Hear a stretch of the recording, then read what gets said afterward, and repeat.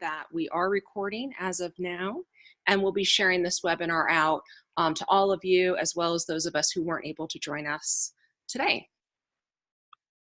So our conversation today is really going to be rooted in the work that we've been doing with the Environmental Education Association of New Mexico over the last year in developing a new mission, vision, and strategic direction for our organization.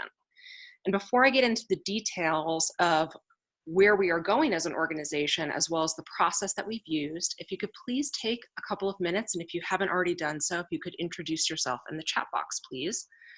Where in New Mexico are you from, and what organization, school, nonprofit, Native Nation, who are you with, who are you representing today? It looks like we have some folks from some different parts of the state, which is great.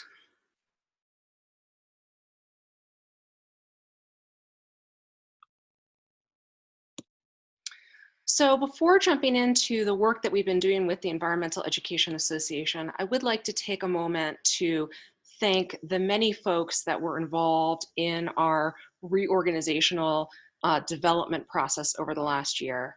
We had many funders who supported our efforts, and in particular, I want to take a moment to thank the McCune Charitable Foundation, who has really been into innovating and taking risks in supporting the nonprofit sector. And without their financial support, I'm not sure we would have been able to take on such a large project that was very community-centered in strategic planning. So thank you to the McCune Charitable Foundation for their support in financially supporting our work. And we had over 100 people contribute to our process over the last year, and it was amazing to have so many different individuals with valuable perspectives and experiences contributing to the process. So thank you. We have many of you on today who contributed to the process in all different ways, so thank you for being part of the process.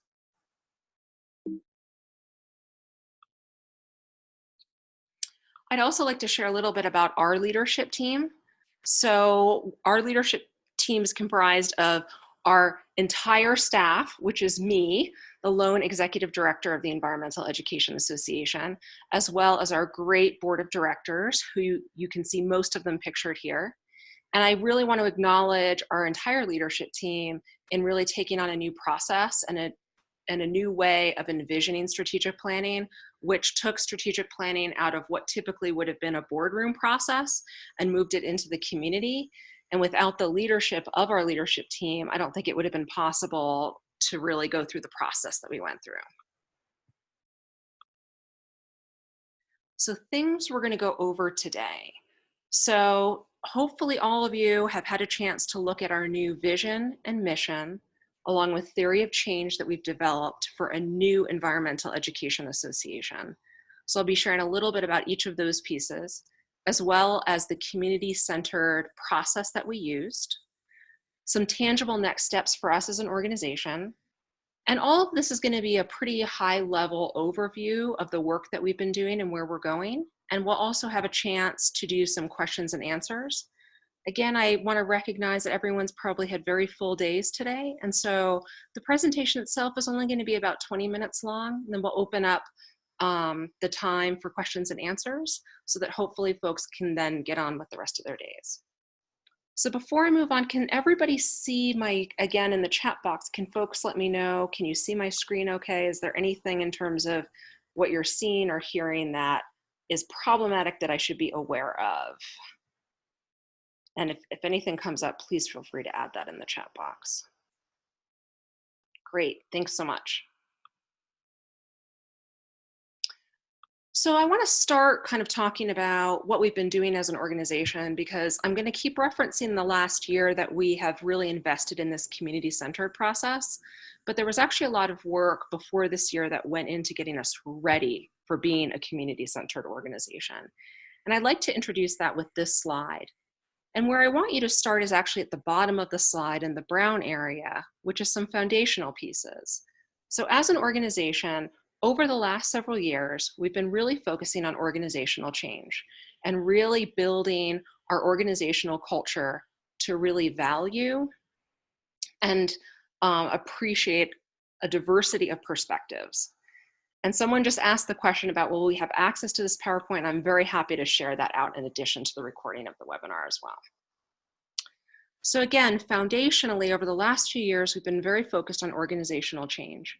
So we've been really thinking about what is the culture that we want as an organization, and how do we in our meetings, whether they be meetings of our leadership team or working on things like the Environmental Literacy Summit, how do we really create spaces that are authentically inclusive to really value different perspectives and voices in the room? We've also been shifting our work to be community-centered. I think we really began doing that back in 2017 when we took a new approach to when the proposed science standards were released by the Public Education Department. And we decided, rather than as an organization just saying, here's what we think, we put information out to the community, and with partners around the state, we were able to host community meetings around the state to share what was being proposed with the science standards and get feedback from the community. So that when we went back to the Public Education Department, it wasn't just our leadership team saying, here's what we think. We actually were able to say, here's what over 50 educators, teachers, community members think about this, which is a much more powerful way of especially doing advocacy. So we've been shifting to being a community-centered organization. We've been investing in shared leadership. So how do we take responsibility within the leadership team, but also share that power with the community as well? And really focusing on investing in authentic equity and inclusion in all levels of our work. So everything from practical things like redesigning our hiring practices to be more inclusive, to how we run meetings, to again being community-centered and responsive to changing what we're doing in terms of programming for what the community wants and needs from us. So these foundational pieces have been going on really internally that may not be so visible to the outside audience. Moving up a layer into the light green, before we launched our process over the last year, we worked on developing a variety of EE resources based upon what our community was saying that they needed. So we created the statewide program inventory of K through 12 environmental education programs. We created the best practices tool, which was actually co-created with over 50 educators at our 2017 Environmental Literacy Summit, which has a variety of questions that if organizations really dive into answering those, we believe that programs will be truly set up for success and supportive of our New Mexican students.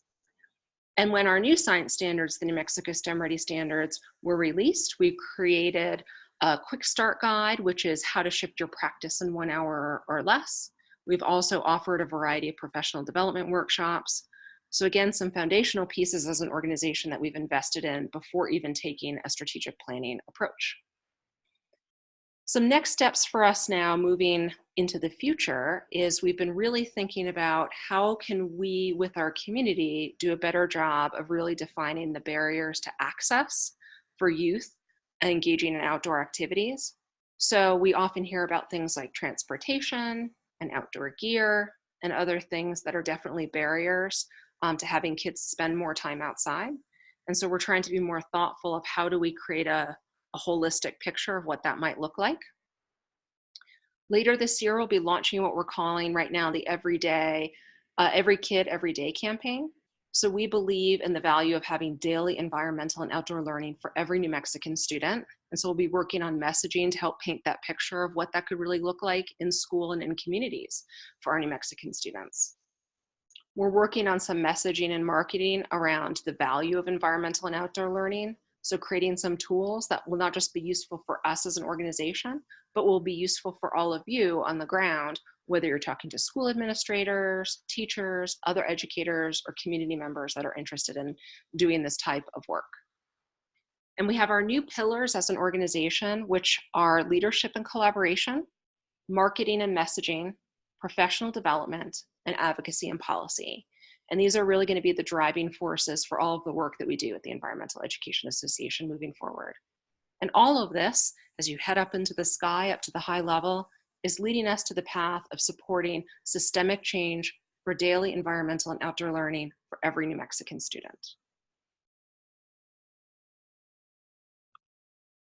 So taking a quick look at our vision, I'll let you all read that on the screen, but just so that everybody hears it as well. We believe that every New Mexican should have access to high quality, engaging, and meaningful environmental education opportunities. This will lead to a thriving future for all, where environmental and social responsibility drive individual and institutional choices. So our work and our vision is really rooted in this idea of people and places.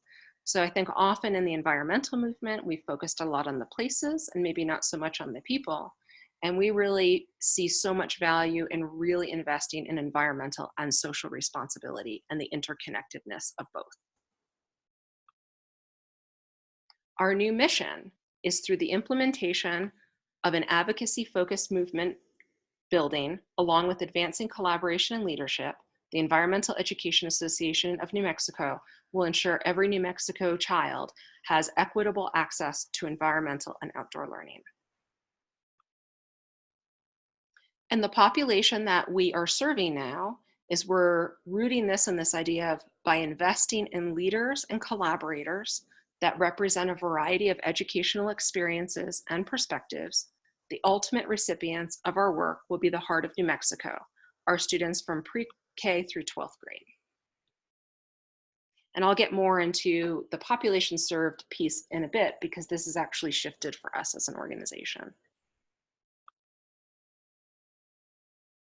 We have our theory of change, which again, hopefully all of you have at least a chance to see this. I'm not going to really get into the details. Again, we're focusing more higher level. But again, we have our 4 pillars that are really going to drive all of our work moving forward. And you can see those right under the focus areas. So again, leadership and collaboration, and really investing in the opportunities to help build more leaders in our community. Investing in messaging and marketing, and again, that idea of every kid, every day, and how do we do better messaging so that we're not just talking to ourselves, but that we get more buy-in to really see the value of this kind of learning for all of our students. We're going to be shifting and focusing on advocacy and policy, and we're going to continue to offer quality professional development, especially for teachers and educators.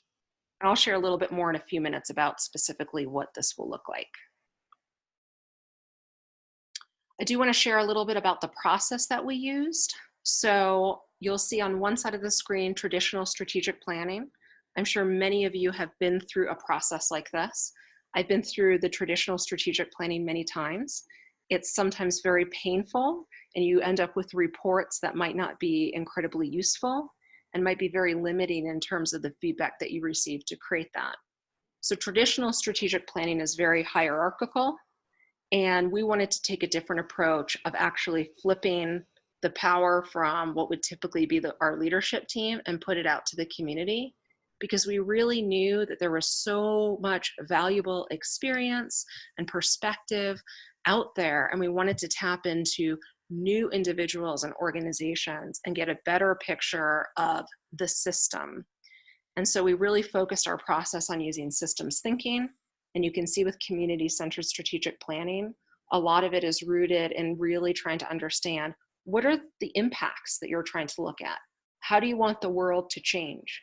And so we worked with our leadership team, and we brought together thought leaders and community members from around the state and really did a whole series of community dialogues where we did a deep dive into some really thought-provoking questions around what the world could look like for the Environmental Education Association if we were at our best.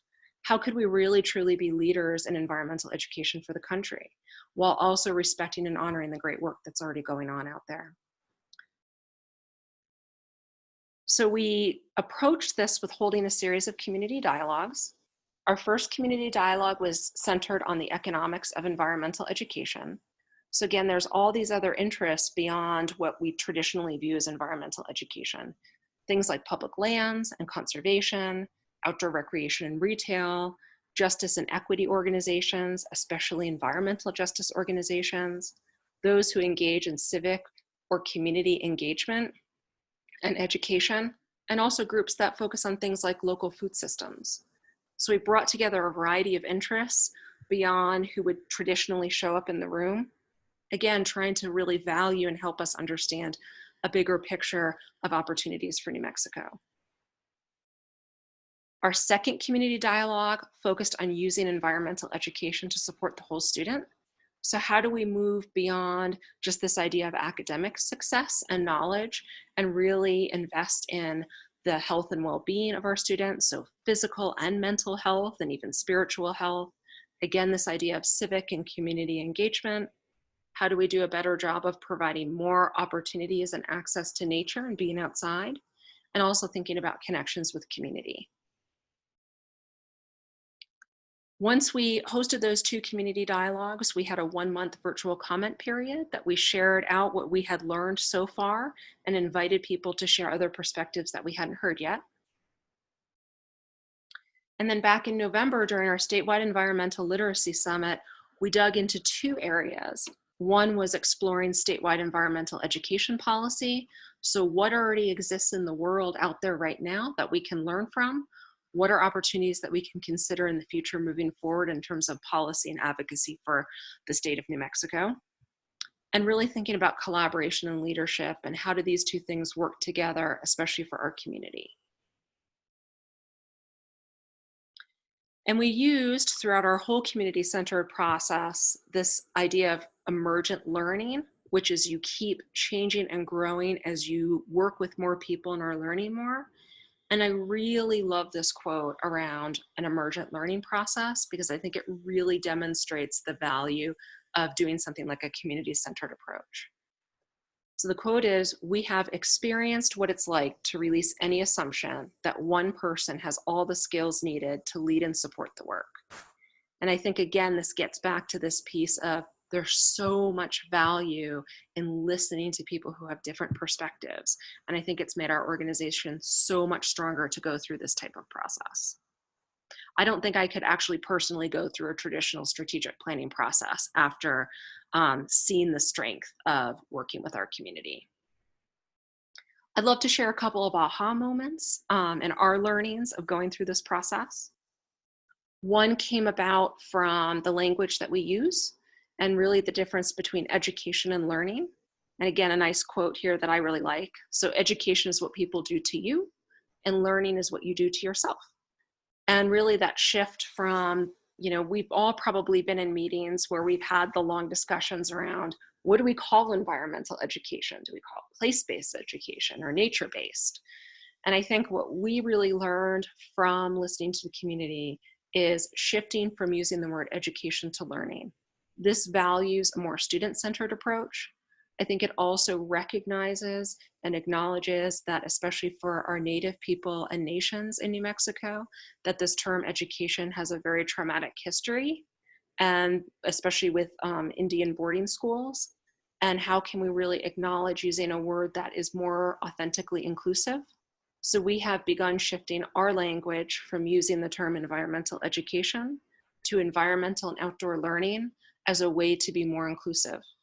I want to acknowledge that, again, there's many different ways that people talk about doing this type of work, but this is where what we've learned from listening to many people and where we've landed in terms of what we think is most inclusive for right now. So again, shifting from environmental education to environmental and outdoor learning. We also learned that the end user of our work has shifted. So as an organization, we thought that we were supposed to support teachers and educators, and that was the end. And we learned that as an organization, our community really wants to see us support systemic change for all of our New Mexican students. So this has led from this shift of questions when we were thinking about our current programs or considering a new program or project. We used to ask ourselves the question, how does this support teachers and educators? We now are asking ourselves the question, how does this support systemic change for daily environmental and outdoor learning for every New Mexican student? So some tangible next steps of where we're heading as an organization. So this summer, we're going to work on continuing collaborations and coalition building and working with community members in new ways. We're thinking about how we can continue to have dialogues like what we hosted last summer that brought in really great individuals and organizations, and how can we build upon that. Later in the summer, as an organization, we have an opportunity to participate in a leadership institute offered by the Lawrence Hall of Science, which have been true leaders in providing really high quality material for professional development for teachers and educators for the next generation science standards. And we have an incredible opportunity in New Mexico right now with our new science standards, the New Mexico STEM Ready standards, to really bring more tools around creating a student and nature-centered learning experience for all New Mexican students. So we're really fortunate that we're gonna have some really high quality professional development that we're gonna be bringing to New Mexico soon that will be very supportive of our new science standards. In the fall, we are going to continue our work on messaging and marketing around the benefits of outdoor and environmental learning. Again, our hope is to actually create materials and messages that aren't just beneficial to us as an organization, but are helpful and supportive of all of you and the work that you're out there doing every day. And again, we're looking at launching this campaign that right now we're calling Every Kid, Every Day, and really painting the picture of what daily environmental and outdoor learning would look like for every New Mexican student in schools and in communities as well. Right now, I'm knee-deep in writing grants and doing fundraising to support a fellowship program for us. Our fellowship program, as it sits today, is looking at bringing in a small group of individuals who are interested in building new leadership skills within themselves and as a community. These aren't just going to be those who self-identify as environmental educators, but these other interest levels that can really contribute a lot of value to conversations. And this group of fellows will be working for about 18 months on really thinking about systems thinking in support of drafting policy at a statewide level to support the daily and environmental learning for every New Mexican student, and also advocating for those efforts. And right now we are preparing ourselves to actually really focus on introducing policy at the state level in the 2021 legislative session. And again, just to bring it full circle, just so that everybody can see the picture, kind of the picture that I think we've been trying to paint of where we've been as an organization and where we're heading for the future. So I am now, and especially since we're a small group, I am going to allow folks to unmute themselves or ask questions in the chat box. If there's also a question that you don't feel comfortable asking in front of the group, I've included my email address. You can feel free to reach out anytime and provide feedback or ask any questions that you have. So if you have a question or something that you'd like to share, you can feel free to unmute yourself or feel free to add it in the chat box.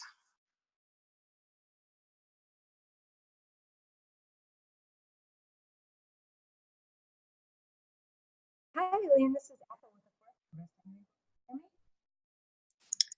the I can hear someone trying, but it's a little, oh, it looks like Apple you're trying. Yes, there you go. Yeah.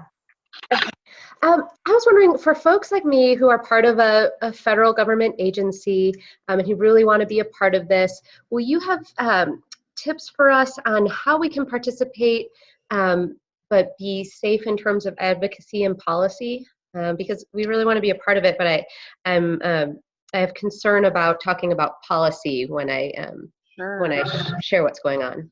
Yeah, great question. So again, just to recap that so everybody heard it, the question is really around, especially for those who work for government agencies or are in an organizational position where advocating for policy might be problematic, especially wearing your organizational or agency hat. Will there be opportunities to support advocacy in other ways that won't be in conflict with work policies? And I would say yes. So one of the things with doing advocacy work is that there's a need for us to talk with decision makers like legislators. There's also a need to really gain support by school administrators, community members, nonprofit organizations, Native nations. There's many other influencers within the system that I think are really important and really valuable for us to think about how we can help show the value of this kind of learning. So I think there will be a lot of opportunities for folks, even if you can't participate in in policy work with the state legislature to be able to take the work, especially around messaging and marketing, and use that with other communities. And that's something that as we continue to grow, that we're going to be continuing to learn from how we do that. And so I'm hoping that we'll continue our emergent process so that we can get feedback from other folks who, again, might be in an agency position or an organization that are dealing with similar concerns, so that we can address that so you feel like you are able to spend your time in a way that's worthwhile.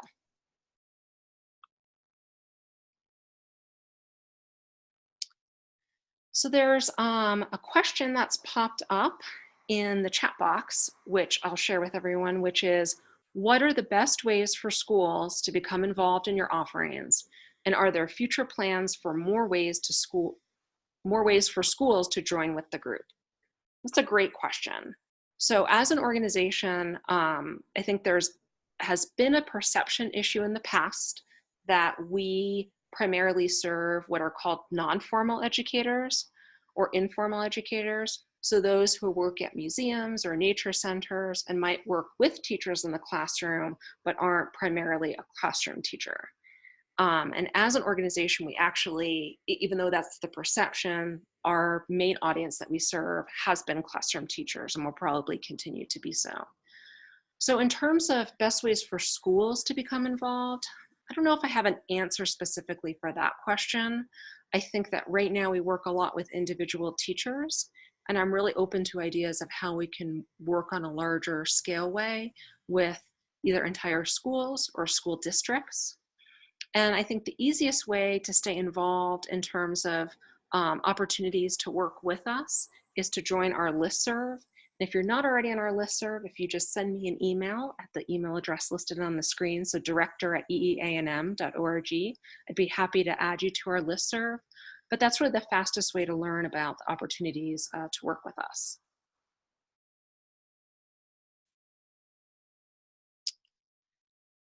Yeah, so another great question in the chat box, which is, what's the action or goal, or both, for the 2021 legislative session? So I'm going to answer that first before getting to the second part of the question.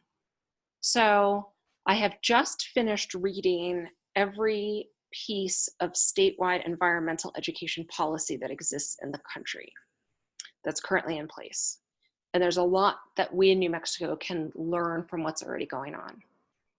I would also say that there are not policy pieces that take a full systemic approach in the way that we would like to see happen. So again, how do we provide daily environmental and outdoor learning for every New Mexican student? So part of the work that we're going to be doing over the next couple of years is really working on what would that policy look like. And again, we're going to be doing an emergent process like what we just went through for designing our new mission, vision, and strategic plan. So I don't know what that's going to look like yet. And we won't know what that's going to look like yet until we actually get people together and we start having those conversations. I will say that I will be very surprised if it's one piece of policy. I have a feeling that it will probably be a variety of pieces of policy that we're going to prioritize and see what are some of the easier wins we might be able to get while pushing for bigger change. So that's my best guess. But we are going to be looking at learnings from other states while really building something that's going to be strategic and supportive for us here in New Mexico. And Sorrel, you can feel free to unmute yourself because I'm not sure if I understand that second piece that you just added in the chat box. But I will address the environmental literacy plan, especially in terms of whether or not that will be pushed for adoption by the Public Education Department. So some of you know that we in New Mexico, there was an incredible grassroots effort led by my predecessor, Barbara. Many of you contributed to the environmental literacy plan, which is in its second draft form. That second draft was released in 2015. There was a huge push nationally to do environmental literacy plans because there was a hope and a lot of talk at a federal level around getting financial support for states who had created an environmental literacy plan. that funding never came to be at a federal level. And so many states went through a process like we did here in New Mexico in creating an environmental literacy plan. Some states have adopted their environmental literacy plan, others like us have not. And our public education department has not adopted the second draft of the environmental literacy plan. I think that part of our looking at policy is going to be digging into the environmental literacy plan and really thinking about what can we take from that. I will say that learning from other states who have adopted environmental literacy plans, that in terms of big impact, that there hasn't been the type of impact that people were hoping from environmental literacy plans. So still might be something that's useful for New Mexico. I think there's opportunities for us to dig into things in a little bit different way.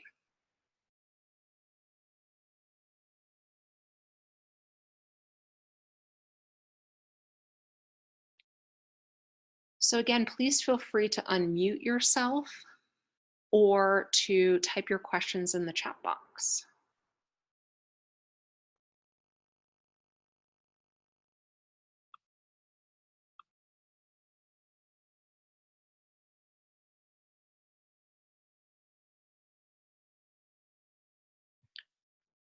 All right, folks. Well, it looks like I don't see any other questions popping up or people unmuting themselves. Again, the offer is open today and any day moving forward. If you have feedback or questions, please feel free to reach out. The fastest way to get a hold of me is through email at director@eeanm.org. If you're not on our listserv and if you don't follow our Facebook page, please reach out to me so that we can get you set up and connected with those resources. And thank you all for all of the work that you're doing.